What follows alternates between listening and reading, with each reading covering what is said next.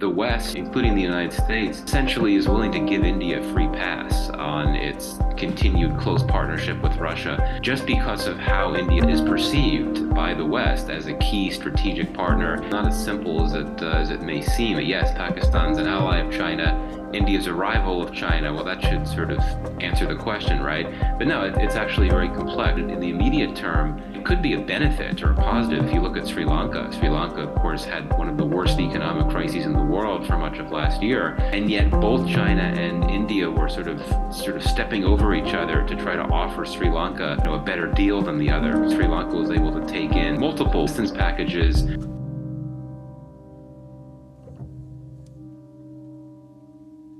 Hello and welcome to InferTalks, a podcast where we put you in the room with some of the biggest thought leaders from around the world. Joining us today is the director of the South Asia program at the Wilson Center and a leading specialist on Afghanistan, India, and Pakistan and their relations with the United States.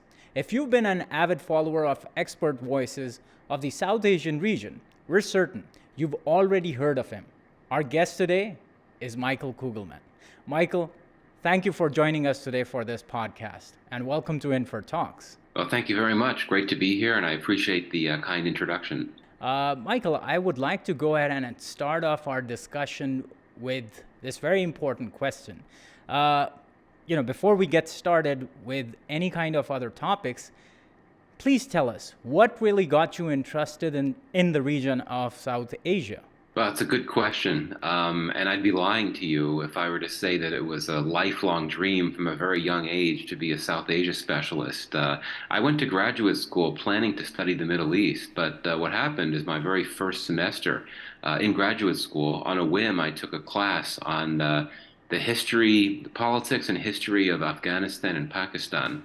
And it was a great class, and I was a great instructor. I found it fascinating, and it was really that class that made me think, okay, maybe I should do a redirect and focus on South Asia. So that's what I ended up doing. I did a bit of a course correction right after I started graduate school and decided to focus on South Asia. So I guess that shows how important higher education is, that if you have a great class and a great instructor, it could really impact the way you think about how you want to pursue your career. So I hope you haven't had any FOMO, the fear of missing out, when it comes to, your interest for the region of Middle East. So have you regretted your decision when it comes to studying the region of South Asia? No regrets. Certainly it can be a bit frustrating at times for someone, especially from the United States, to study the region because of all the the India-Pakistan issues, the Afghanistan-Pakistan issues. It can be a bit intense. I'm very fortunate that I love my work, and I'm grateful to have the opportunity to study a region that I, at the end of the day, find much more fascinating than I do frustrating. So really no regrets at the end of the day. Right. So there's so much happening in the region, and given that interest that you have at Wilson Center, I suppose you've also initiated this new initiative called Pakistan Initiative. Could you also tell our audience a little bit more about what the initiative really is all about? Yeah, well, thanks for that opportunity. At the Wilson Center, for as long as I've been there, which has been almost 18 years, believe it or not, we've always sought to look at Pakistan with a broader lens than is typical for think tanks and other research organizations in Washington. We've always liked to look at broader challenges that go beyond security challenges, development challenges, economic challenges. So as a result, a lot of our work on Pakistan is focused on issues like energy insecurity, water insecurity, demographic challenges, and so on. So this new initiative is really an opportunity to build on that. And we're going to take another deep dive on a variety of those issues that I laid out. And one of the main goals, at least initially, is to have a fellow, a scholar, a thought leader from Pakistan who comes to the Wilson Center to spend 9 months each year through a new fellowship program that we instituted very recently. And in fact, very soon we're going to be announcing our first fellow. And that fellow will help drive this research, which again is going to be meant to apply a broader lens to Pakistan than is typically the case. And a final point on this. What we want to do with this new initiative is to empower and provide platforms to newer voices from Pakistan so that we could have a wider variety of views and voices from Pakistan contributing to policy debates in Washington on the U.S. and U.S.-Pakistan relations. There's nothing wrong with the usual suspects, but we're also hoping to bring in newer voices, including younger voices. But that's another key goal of this new initiative. So, Michael, let me bring you now to the broader region of Asia itself. The experts have actually said that Asia is likely to experience an Asian century this coming century, or the century that we're actually living. How do you really see the region overall perform in terms of its economic aspect and as well as the relations between different countries within the region? How do you think the region has fared so far in terms of its prediction, or has it underperformed? Well, I really do think that this is the Asian century, and of course we're early on in the century, but I think we're already seeing indications of that. That you've got two of the major regional. Pardon me. Let me say this. We've got two of the major powers of the world, or a number of major powers in the world, in Asia. China and India is, in my view, growing into a power. You've got some really key rivalries, geopolitical rivalries, playing out in Asia, the India-China rivalry, but we're also starting to see U.S.-China competition play out in South Asia, which I know we'll talk about. Some of the biggest flashpoints in the world these days are in Asia, whether you want to talk about the Taiwan Strait or North Korea. Certainly the India-Pakistan situation, the Kashmir dispute is still a major flashpoint as well. But I think on a positive note, if you just look at the economic patterns from Asia, some of the fastest growing economies in recent years are in Asia, and I think this will continue. You look at China, you look at India, you look at Bangladesh, and then further to the east, you look at Vietnam and Singapore. And I think that these trends are certainly going to continue. There's going to be setbacks for sure. But I think that in the coming decades, we're going to continue to see major growth from these countries. You look at factors like demographics. Certainly, East Asia, we're seeing some slowing patterns in population growth. But in so much of Southeast Asia and South Asia, we're seeing growing populations, young populations, countries where the median age is in the 20s. Certainly, Pakistan is one of those countries. That's going to continue to play out.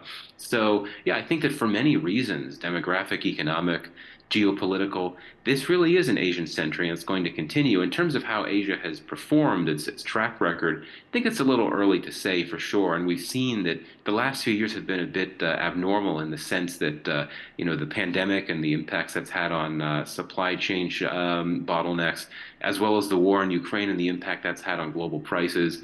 It's slowed down economies throughout Asia, just like it's had that same impact throughout the world. So I don't think now is the right time to make that judgment. But I think on the whole, at least on the single data point of growth, economic growth, looking at how quickly countries like Bangladesh and Vietnam have really put themselves out there as growing economic players, I think that's a reflection of successful performance to this point. Yes, so you've actually spoken about Russia and Ukraine war. We've seen the war actually affect the region of South Asia, affected both in positive and negative terms. How do you see this conflict playing out in 2023? And in order to address some of these challenges that will come with it, how do you think the regional countries can go forward in terms of mitigating them?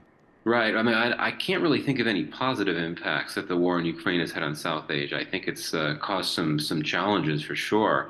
I mean, if you look at the fact that when the very first UN General Assembly resolution went through, the first one to criticize the Russian invasion, half the SAARC region abstained, right? India, Pakistan, Bangladesh, and Sri Lanka, I believe. I think that reflects how South Asia has historically been a region where Russia has really not had any enemies, right? I mean, Russia's got a number of friends in South Asia, India chief among them, but Russia's also had cordial relations with Bangladesh and Sri Lanka, and certainly Pakistan. There's not much of a relationship, but what's there is certainly not hostile. So certainly the war has, I think, put a lot of pressure on many South Asian states to come around to the position that the U.S. Has wanted these countries to take, which is to take a harder line on the invasion. And that's not just a U.S. view; it's a view of a number of countries in the West, as well as some of the other Quad countries, excluding India. So that's been a challenge. And since so many countries in South Asia pride themselves on their non-aligned foreign policies, it sort of puts them in a tough spot where certainly they want to ensure that their relations with the U.S. continue to be good, but at the same time, and their relations with the West continue to be good because there's key trade relationships there. But at the same time, they don't want to go against their principles and jump into the U.S.-led camp.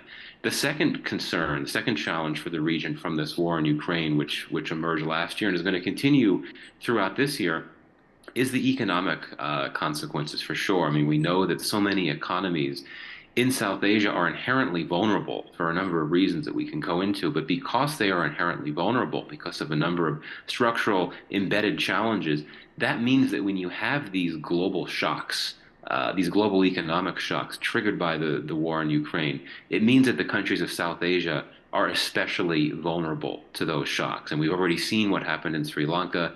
We're seeing the very troubling impact that is playing out with Pakistan, even Bangladesh, which is one of the regional success stories with economic growth over the last decade or so. Bangladesh has suffered some setbacks as well, Nepal as well, and other countries in the region too. So, and again, so long as the war in Russia, pardon me, so long as the Russian war in Ukraine continues, and I don't think it's going to end anytime soon, the South Asia is going to continue to face those same economic challenges as well as those pressures on a geopolitical level. Though I will see that India has showed that it is possible for non-aligned countries to weather that pressure from the United States and the West and continue to have workable and indeed friendly, transactional, close relationships with Russia. But of course, India is a bit of a unique story because it has that special And relationship so, with Russia. why is that? I'm sorry to interrupt you, but why do you think India happens to be a unique case? You did mention that, there hasn't been much positive that has come out of the conflict, and it is hardly to expect that, anything positive may come out of any conflict. But we do see that there was an opportunity in that adversity for India itself, which has been able to take its imports from Russia, the fuel that it was importing, from 2% in 2021 all the way to having Russia become the second largest supplier. How do you see that development that India has, able to manage so deftly, I would say, in terms of, keeping a very delicate balance of engaging with the United States and then at the same time shoring up its import of fuel from Russia? How do you see these developments? Well, I'd have two quick responses to that. One is that India has been able to do this for nearly its entire existence as a post-colonial independent state. In my view, has had a lot of practice in balancing these rival relationships. I mean, it's done that with the U.S. and Russia since the early 1990s, or really the early 2000s, when when the Indian relationship with the U.S. really picked up, even as India's relationship with Russia, which of course had been particularly close during the Cold War, continued to be quite warm. And we've seen India successfully manage its relations with the Saudis and the Iranians, as well as with the Israelis and the Palestinians. I think that India is much more aligned with Israel than the Palestinians these days. So it's had a lot of practice. So even when it's been put to this very difficult test, it's been able to succeed. The other reason why India has been successful, and here I'll be very blunt, is the West, including the United States, essentially is willing to give India a free pass on its continued close partnership with Russia, just because of how India is perceived by the West as a key strategic partner, a key counterweight to China, a key player to enlist in efforts to push back against Chinese power. And I think that for that reason, the West does not want to risk antagonizing India by pressuring it too much. And early on in the war, there actually was a fair amount of pressure on India, as I'm sure you'll recall. I think that Biden administration officials wrongly believed that they could somehow convince India to take what would be in a dramatically different policy position on Russia. But I think it soon became clear to the administration that India was not going to change its position. and that Washington simply accepted the fact that in the interest of maintaining its important relationship with India, that it would take a different strategy. And that's what's happened. So now you've seen Washington take more of a long game approach to this situation of India and Russia, where it's essentially trying to make the argument to India that over the longer term, not now, over the longer term, Russia won't be reliable as a security partner or any type of partner for India because it's going to be so cash strapped, sanctioned, and economically damaged that it won't be able to provide the types of goods that it's provided to India for so many years. So now I want to bring you to the region of South Asia. And in your review of the last year, that is 2022, Michael, you wrote that countries like Bangladesh, Nepal, and Sri Lanka have been able to exercise independent foreign policies when it comes to a friction-filled competition between the U.S. and China. I want to ask about the other two regional countries, that is India and Pakistan. How do you see them going ahead in terms of their economic partnership, in terms of their foreign policy, and overall development partnership with both U.S. and China faring in the years to come? Right. Well, it's a very interesting question, in the sense that it's not as simple as it may seem. Yes, Pakistan's an ally of China. India's a rival of China. Well, that should sort of answer the question, right? But no, it's actually very complex. What we've seen over the course of the last few decades is that India has been very interested in pursuing commercial relations with China, even when the relationship on the whole is suffering in a big way. I mean, these are two big rivals. They fought a war in the past, and yet they've continued. And well, most importantly, there's a border that's disputed, and that dispute has not been resolved, even after the war in the early '60s and repeated border crises since then. And even after the particularly deadly border clash in Ladakh in 2020, India continued to trade with China. So, the one thing it did in 2020 was that it banned dozens of Chinese apps in Indian markets, and that's continued. But that's it. I mean, you look at the trade figures between India and China, even over the last year, they've been immense. I mean, India-China trade volume broke the $1 billion mark for the first time recently. So India is willing to manage its geopolitical rivalry with China in a way that it can still trade with China. And it makes sense, perfect sense, given that Beijing has invested so heavily in a lot of key sectors in India. But India, of course, is very keen to broaden, diversify its source of trade partners. And one of its big success stories, as it's become a bigger player on the global stage, is that it now has very robust trade partnerships with countries in the West, including the U.S., as well as elsewhere in the world. And one of India's big foreign policy goals is to expand its relations with more areas of the world, particularly in the Middle East, for sure, but also Africa and even Latin America to an extent, to continue to build up its trade relations. Now, Pakistan obviously is sort of the opposite in the sense that it's closely allied with China, and it has long depended on China as a key partner on many levels, certainly commercial, but also military. But Pakistan also, very quietly has developed important trade relations with the West, not on the level, not on the scale that India has, but certainly it has. And this is why, not to get too much into domestic politics at this point, when Imran Khan was becoming increasingly critical of the West in his public rhetoric, that was, I think, concerning to the establishment, among others, recognizing that Pakistan has very important trade relations with the EU countries and other countries in the West, and that it's important not to risk antagonizing those partners in a way that commercial relations with those countries could be impacted. But that said, unlike India, I think that Pakistan, at the end of the day, is going to be much more reliant, looking to the future, on building out greater trade relationships, which includes energy trade with countries in the Gulf, which are traditionally key partners of Pakistan's, the UAE and Qatar and Saudi Arabia and so on, as well as looking to other key partners that have seen relations increase in a big way in recent years, like Turkey. So I think that Pakistan isn't going to be not going to be looking at the West with the same type of scale that India is. Though at the end of the day, Islamabad continues to recognize that its trade relations with the West are important, and especially given its current economic state, that it could benefit from all of the economic partnerships that it could find, given its challenges. It's interesting, Michael, that you mentioned about Pakistan's economic outreach to the West as well in the last few years. I wanted to sort of build on that and ask you, even under the previous government's watch, despite the kind of rhetoric that we saw on a year basis, we saw the number of exports to United States in fact rise. And then at the same time, when we look towards the east, India's export to the United States have also been on the rise as well.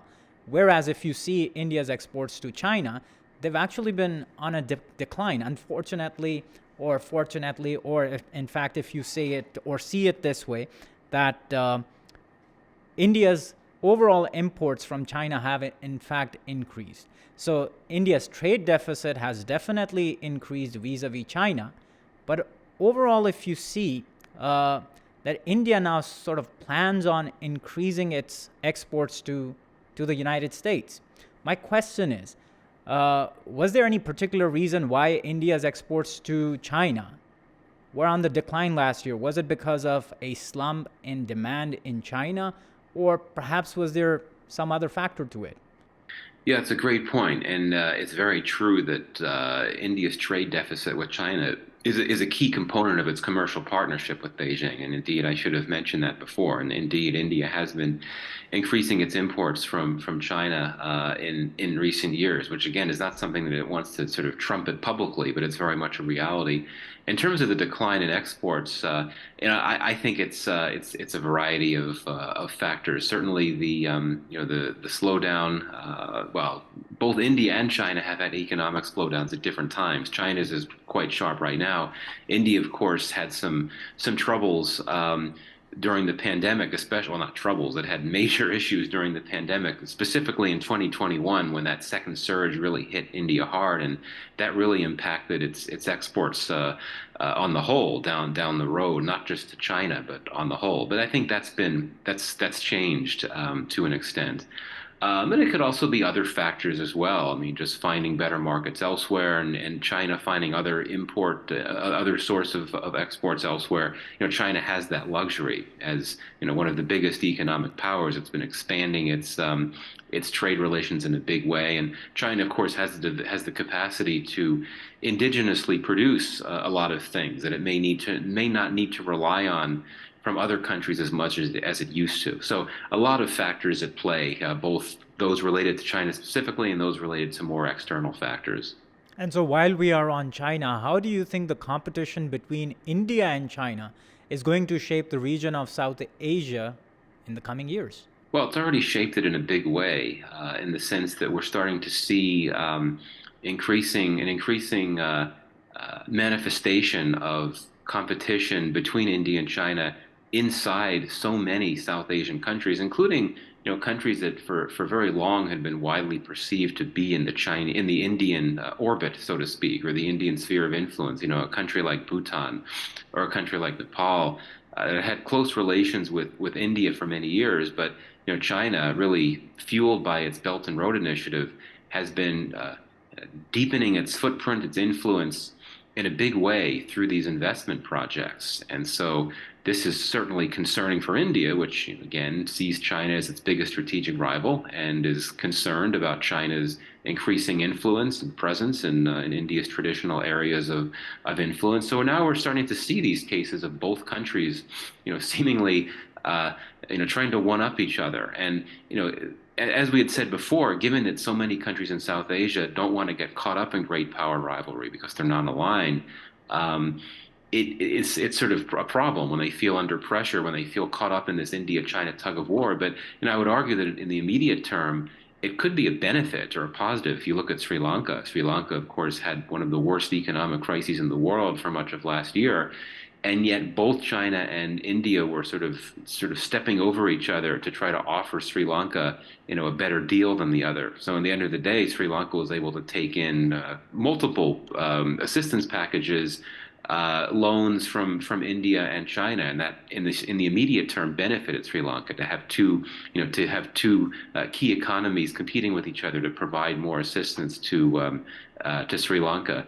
But I think that at the end of the day, the region would prefer that not happen. And if you look at a country like Nepal, you see indications that this India-China rivalry can have very sharp domestic political implications. So, as you know, China for quite some time had sought to encourage these leftist parties in Nepal, which ideologically are aligned with China, to unite so that they could be more powerful, and that would be perceived as a good thing for China. And that has happened. If we looked at what happened in the latest political developments in China, that you have had some of these leftist parties unite. You now have a new prime minister in Nepal who is perceived to be close to China. And one reason why China was meddling in the way it did is that it wanted to get another leg up in its competition with India in Nepal, particularly after Nepal, after a number of years of resisting, finally approved this big MCC infrastructure grant, which the U.S. had seen as a way to bring Nepal on board into the Indo-Pacific strategy. So you see all of this playing out, so I think that it's definitely going to make the jobs difficult for foreign policy planners and diplomats in South Asian capitals. Not talking about India, not talking about Pakistan, but those that are really caught up in this India-China rivalry and the U.S.-China rivalry as well. And I emphasize that this India-China rivalry is going to only intensify because it's not just the fact of China investing in countries around South Asia that India had long believed to be in its sphere of influence. It's not just the India-China border tensions. India is very concerned by what it perceives to be a growing Chinese maritime or naval presence in the waters near India, including in the Bay of Bengal and the Indian Ocean region. India claims that increasing numbers of Chinese naval ships have been detected there. So and India is also worried about Chinese surveillance risks. So land concerns about the border, concerns about maritime issues, concerns about surveillance, concerns about Chinese investments around the region. This is all concerning to India, whereas of course China is very concerned about India's growing relationship with the U.S. and so on. So my point is that if the region feels caught up in this rivalry now, that's going to become even more the case in the coming years when the rivalry intensifies even more. So now let me bring you back to India, Michael. And there are different experts that have actually suggested that when it comes to US-China competition or US-China rivalry, if things continue to heat up, or on the other hand, say that if there is any great power accommodation by both sides, this could spell trouble for India. Do you think there's any weight to this theory? Well, I think it's very complicated for sure. First of all, important just to emphasize that India has continued to insist that it is not going to join the alliance system. So, even as even as its own tensions with China continue to rise, it's not inclined to think it's time to sort of move beyond the strategic autonomy legacy and sort of throw itself into the U.S. camp. It's not going to do that. And, we see this sort of play out in interesting ways when there is a particularly sharp India-China crisis like there was in Ladakh in 2020. India was very keen that the U.S. not really say all that much publicly about, in terms of publicly expressing support for what India is dealing with, just because India worries that that could provoke China even more. And yet, quietly, India is really looking to hope that the U.S. will provide, moral forms of support as well as transactional in terms of providing intelligence and perhaps more arms to help India strengthen its capacity to deter China. But it's not willing to go further than that. It's not willing to ally itself with the United States. It's not willing to put itself in a position where it would be willing to participate in joint operations, military operations with the U.S. outside of these military training exercises that happen very frequently. But yeah, I mean, the more intense the U.S.-China rivalry gets, I mean, that certainly is an advantage in one way for India because it gives it opportunities for India to partner more closely with key countries, the U.S. and the other Quad countries, to push back against China. But at the same time, I think it sort of reminds India that its strategic autonomy position, it may benefit India, but at the same time, it does impose limits in terms of how far it can go in addressing its own concerns about China, because it's not going to ally itself with the United States, and there's certain things that could be lost in that regard. But New Delhi appears 100% comfortable with continuing to use the same policy that it has for so many years in terms of staying out of the alliance system. But let me flip the argument on its head and perhaps put you in a tough spot. That is there any kind of consideration in DC that with such an approach, would New Delhi be a reliable partner when it comes to its competition with China? Well, I mean, I think that the phrase reliable partner, I don't think that that would get much.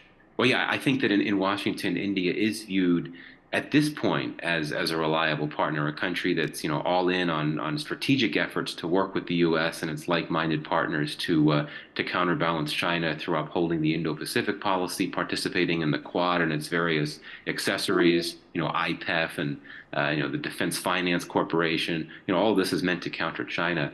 But I do think that, going back to what I said before, the limitations of U.S. India strategic partnership, that is very much understood here in Washington. I mean, there's an understanding that because India can't partner with the U.S. in ways that most of America's biggest security partners do, especially its treaty allies in Asia like Japan and South Korea, that does sort of raise questions about how far things can go down the road. And there's always been a criticism in Washington that India tends to punch below its weight, in the sense that it talks a big show about how much it wants to do to work with the U.S. and Western partners. But when you look at what's actually happened on the ground on a material level, what has India done? There's sort of some concerns there that not as much is being seen as one would like. And again, that's because there are things that India is not willing to do, is not able to do, because of its strategic autonomy policy.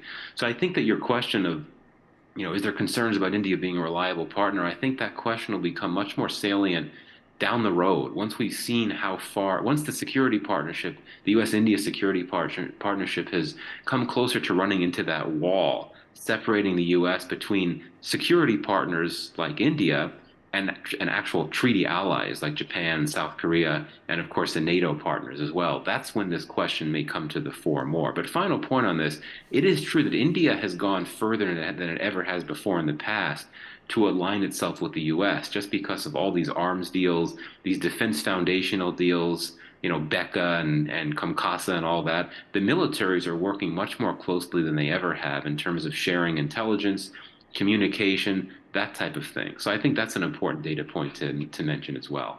Okay, Michael, now let's come to Afghanistan, where the situation under the Taliban regarding human rights, the humanitarian situation, along with the worsening security situation appears grim. Do you think there is any possibility for the US and the West, which are strategically focused on other regions, will do something to address these challenges, or choose to keep this on the back burner? Well, I mean, I think that the U.S. and its Western partners have limited options in Afghanistan. I mean, with the Taliban regime sanctioned by the U.S. and a number of other Western players, these governments in the West have their hands tied in terms of what they can do. I mean, they could provide humanitarian assistance, but beyond that, the only thing that could be done is trying to figure out how additional assistance can be brought into Afghanistan that can help Afghans in ways that go beyond humanitarian aid but fall short of violating the sanctions regime. But on the issue of the social policies and the terrible things that Taliban have done in terms of their treatment of Afghan women, I mean, to be very blunt, there's really nothing that anyone outside of Afghanistan can do. I mean, sure, there may be more practically minded Taliban leaders in Kabul that are concerned about being labeled a pariah and concerned that not getting legitimacy and recognition from the outside world would limit its ability to get more assistance and so on. But those in control of the Taliban right now, and the real leaders in Kandahar, the emir and those close to him, they're ideological, they're hardline, and they don't care about. They're definitely, first of all, they're not going to change these rigid ideologies And especially because the U.S. or whatever other country, even Pakistan for that matter, may try to pressure the Taliban to do. And so I think it's important for the U.S. and the West and other countries as well to accept that. Now, the other area that may be there may be a bit more hope is on the terrorism, on the security front. I mean, we know that many countries, chief among them Pakistan, are very concerned about terrorism risks emanating from Afghanistan and the Taliban not doing enough to address those threats. Perhaps there may be a bit more leeway. I would think that the Emir in Kandahar may not be as concerned at the end of the day about maintaining close relations with the TTP as he is about ensuring that the Taliban continue to carry out their broader ideology. But at the end of the day, these old relationships die hard, and the Taliban have been closely aligned with the TTP, Al Qaeda, a number of other militant groups with a presence in Afghanistan for quite a few years. And, it's not going to be easy. And I don't want to overstate this fact. I don't think the Taliban are going to suddenly turn on the TTP and expel their leadership from Afghanistan. They may continue to offer themselves up as mediators in talks between the Pakistani state and the TTP, but I don't think they're going to go further than that. But we have seen that China recently signed a commercial agreement with the Taliban to allow for energy investments and so on. And China clearly needed to have some sort of assurance from the Taliban before moving in on that deal. Assurances on security, perhaps, and we know that the Taliban apprehended a number of Islamic State Khorasan militants that they said had been behind a recent attack on Chinese nationals in Kabul. So we see that the Taliban are in some ways willing to take action against some militants. Of course, ISK is really the only militant group in Afghanistan that the Taliban does not have a friendly relationship with. But, Chinese capital is something that many Taliban leaders really want. And so we see that they are willing to make an effort to try to appease some external players in order to get that assistance that they really need. So, Michael, you've spoken about the threat from TTP, and we've also seen Pakistan and the United States talk to each other in terms of expanding their cooperation in other areas like tourism, climate change, or when it comes to cooperation in areas like perhaps technology and IT-related exports. I want to ask you if there is a possibility of Pakistan and the United States to cooperate once again with respect to counterterrorism. How do you see this being different than we've seen in the previous years? Well, I mean, of course, with U.S. forces out of Afghanistan, Washington doesn't have as strong of a strategic incentive to partner with Pakistan on CT issues. I mean, you don't have Americans in Afghanistan, so obviously terrorism is not as an immediate threat to U.S. interests and to U.S. personnel as it had been previously. But indeed, I mean, we've always seen the U.S. look at Afghanistan through a CT lens. And Islamic State Khorasan is certainly a group that the U.S. is trying to keep an eye on. We know the Biden administration has been trying to develop the capacity to manage and eliminate terror threats when it needs to from afar, and somehow it pulled that off with the raid on Zawahiri last year. But I think that the TTP issue is clearly the prominent concern for Pakistan. It's not as much of a concern for the U.S. because the TTP doesn't threaten the U.S. I mean, certainly the TTP has in the past viewed the U.S. as an enemy, and of course you had the operative that was trained by the TTP and went to Times Square and tried to blow up Times Square. But we've seen, I think, TTP not evolve. We've seen TTP shift its position in a way that it seems to be fully focused on Pakistan right now. That doesn't mean that it would, not be happy to take out a few Americans in Pakistan at some point. But I think that there's a bit of a disconnect, a mismatch between the U.S. and Pakistan on which terrorism threat constitutes the biggest concern. I mean, obviously, for the U.S., it's ISK and what's left of Al Qaeda, whereas for Pakistan, it's more TTP.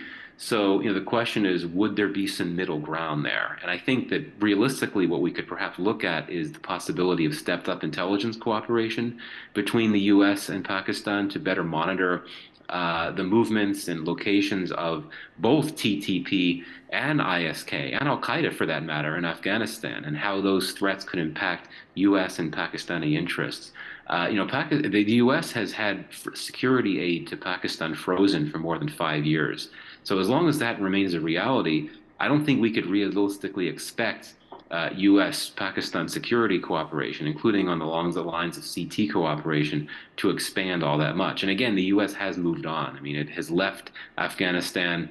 It still has that Afghanistan-Pakistan lens, and I just don't think there's as much of a strategic incentive on the part of Washington to go all out to partner with Pakistan on CT issues beyond the few areas that I mentioned. All right, Michael, let's come back to discussing politics and the region of South Asia once again. And now I want you to focus on India again. And as we see that there's going to be elections in 2024, and there's a possibility that Modi will re-secure power. Going forward, how will you see India reshaping itself and the region? Do you see far-right tendencies dialing down or doubling down at home and towards the region in South Asia? Well, I mean, it's oftentimes difficult to predict politics in South Asia, but if there's one safe prediction, it's that Modi will be back.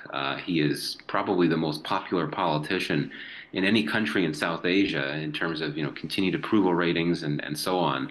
And his controversial positions, and certainly, the Hindu nationalist policies and the very problematic positions that have been taken, these are not impacted his popularity. So he'll be back, and I think it's clear that his politics have played well electorally for him. They helped him get re-election in 2014. So yeah, I don't see any end to that trend. I think it's going to continue. Certainly, it is a reflection of the times in the sense that we've seen this, this very sharp and oftentimes toxic forms of nationalism, chauvinism, which have become very prominent in many countries around the world in recent years. India is just one reflection of that. But yeah, I think that the region, South Asia, obviously Pakistan and other countries will need to accept that reality that Modi will in all likelihood be back for at least another 5 years. But I think that the policies and the ideologies that he has come to embody, those will remain a reality in India as well for the foreseeable future. All right, Michael. Now, finally, let's come to our last question. We've also keenly been following your views on the tumultuous political situation within Pakistan. What are your predictions for the coming year? And what are some of the critical things you think the country will have to get right in the short term in its pursuit of political and economic stability? See, you saved the domestic politics question for last, the bombshell for the end, right? Now, I think that it all has to start with the economy. I mean, as you would know better than me, I mean, it's the economic situation that's the immediate concern. I mean, we're seeing things get worse by the day. And I think the biggest question is if Pakistan can avert a default. That has to be the most immediate term goal. And I don't want to I don't want to sort of fall into the speculation too much, but my sense is that the Pakistan has a good chance of avoiding a default. I imagine the IMF will eventually come around. Pakistan has been able to get some assistance, some new assistance from the UAE. There could be more coming from a few other countries. So I think that it has a good chance of avoiding default, so long as it does what needs to be done to address the IMF's concerns soon enough. And then there's the bigger question of how to go beyond that. I think the election question is another key one. Will the election happen early? Will it not? At this point, it seems like it's getting too late to the point where you could call for an early election just because of the built-in 3-month caretaker period. It's getting pretty close to where that, you couldn't have an early election anyway. So I think it's important to have an election whenever it happens. It needs to be free and fair. The result needs to be accepted because the political crisis, which continues to linger, the polarization between the opposition and the government, that's been such a big distraction for this government, which has been so unpopular and has really struggled to get so much done, including in the economy. Be easier for the government, whatever government is in power, if you have less polarization. It'll be much easier to focus on the economic situation. So first step is to avoid the default, then focus on some type of clear economic recovery plan, and focus on preparing for what would hopefully be a free and fair election. A lot of ifs there. I may be asking for too much, but that's how I see things having to play out in the coming months. Thank you so much, Michael, for joining us for the conversation today, and we look forward to having you again very soon. Thank you so much for staying with us through this conversation with Michael Kugleman. Our team works very hard to make this work possible, and it would mean the world to us if you could like and share our content to show your support. And if you'd like to stay informed on upcoming podcasts and other work, please hit the bell icon. Thank you very much, Michael. Thank you. Take care.